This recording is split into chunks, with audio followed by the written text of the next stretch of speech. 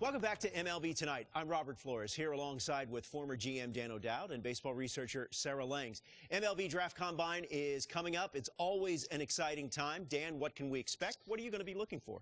Well, Robert, for me, this is one of the most important events on the baseball calendar each and every year. If you look at it, all the clubs get a chance to answer the questions they have on the players, and then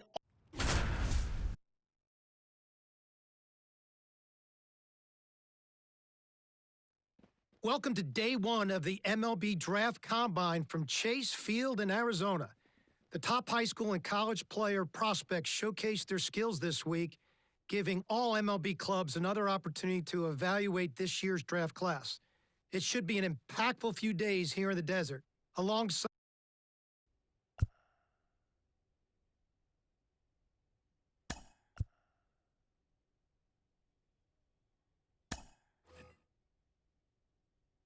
Sarah, BP started now, and this is where the scouts really bear down.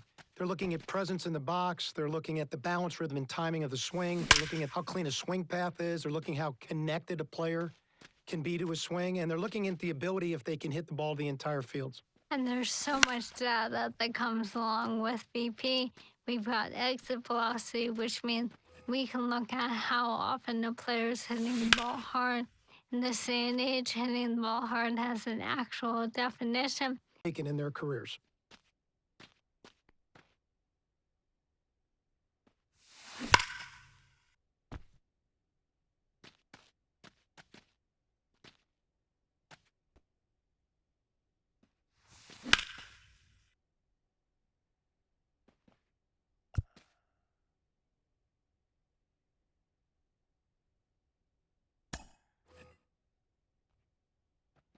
We're going to focus on the first baseman now. For me, this is what I call an awareness position. You always have to be aware of where you are in the field and what type of play you have to make to affect the outcome. So we're going to look at double play turns, watch footwork and the accuracy of the arm, and the slot the arm comes from, because your slot's got to be true. The ball's got to be true to second base. We're going to look at bunt plays, how quickly they charge. Are they in control of their movement patterns? Can they make an accurate throw to third base on the run? And then we're going to look at plays at the plate, the do-or-die plays. So we're looking at how they handle the pressure of making a throw under those kind of conditions. Obviously, for first baseman, we're not going to focus or glorify arm strength in quite the same way. You have to make some crucial throws. That's not what I focus on here. Here, I really think about range, and that's where we can think about those range. And they're going to save the club for an error.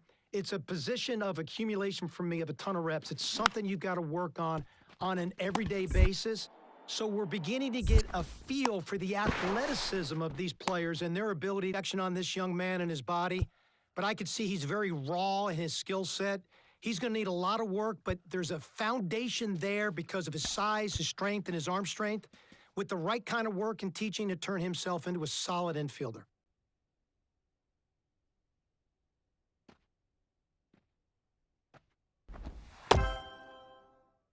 Solid average. Real good feel for the delivery. Arm strength is only average. So how to utilize all his pitches that are available to him. Could be one of those kids that really have a high floor. Solid contributor in the back end of a rotation.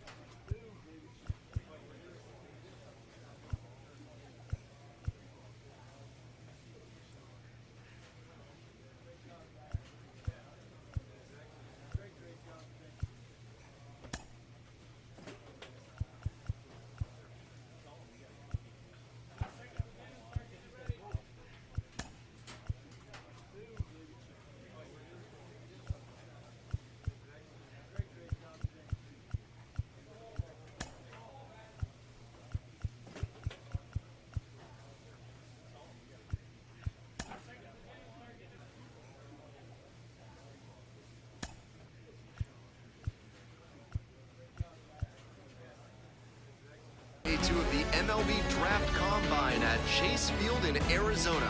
I'm Ben Gelman, and today we'll get to see some of the brightest prospects out there go head-to-head and put... Runner at first, the first baseman getting ready to hit. He looks confident as he steps into the batter's box. Seems like he's immune to all the pressure these young prospects must be feeling. And that'll get down for a base hit. Throw back in quickly, first and second now with nobody out. Nobody out, first and second here. Bobby Bernhardt, the next to hit.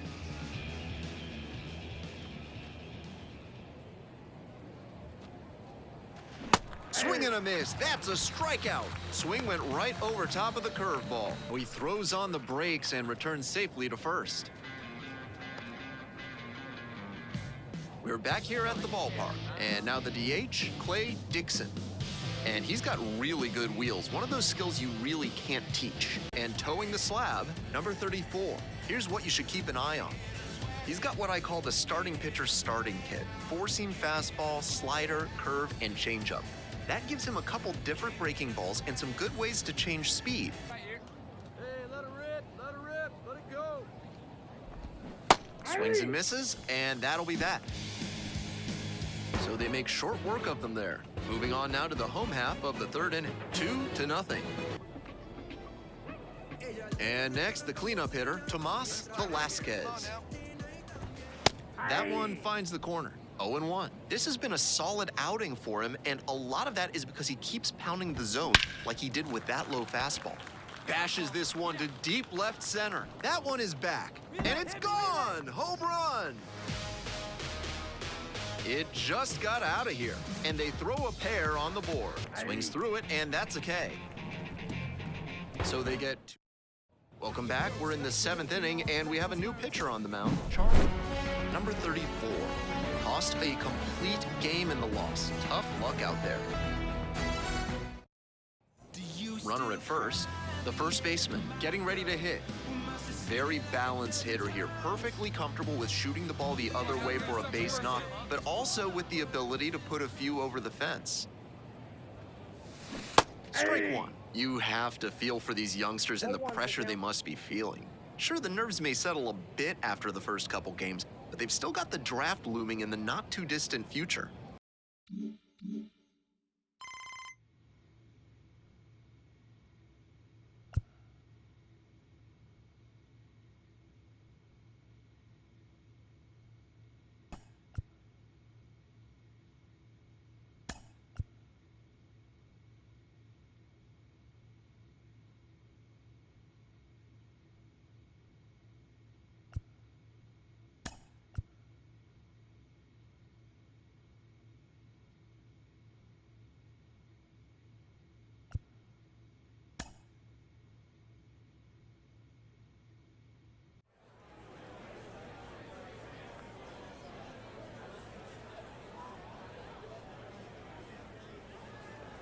With the 18th pick of the 11th round, the Seattle Mariners select the two-way player from the Central Region.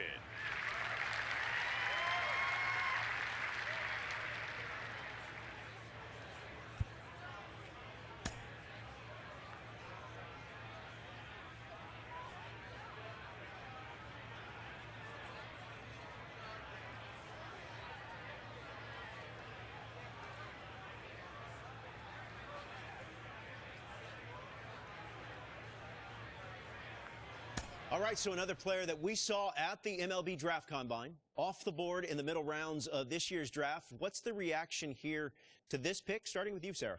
Well, this played a pretty good combine.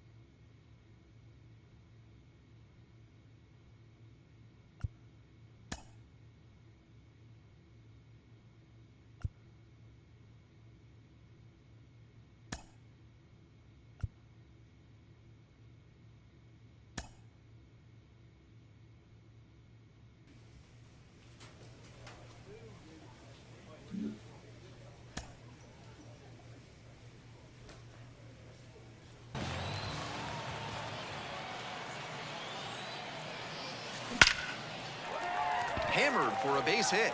Rounds Go, third, go, headed go, for the go. plate. Run comes in from second. It's 2-1.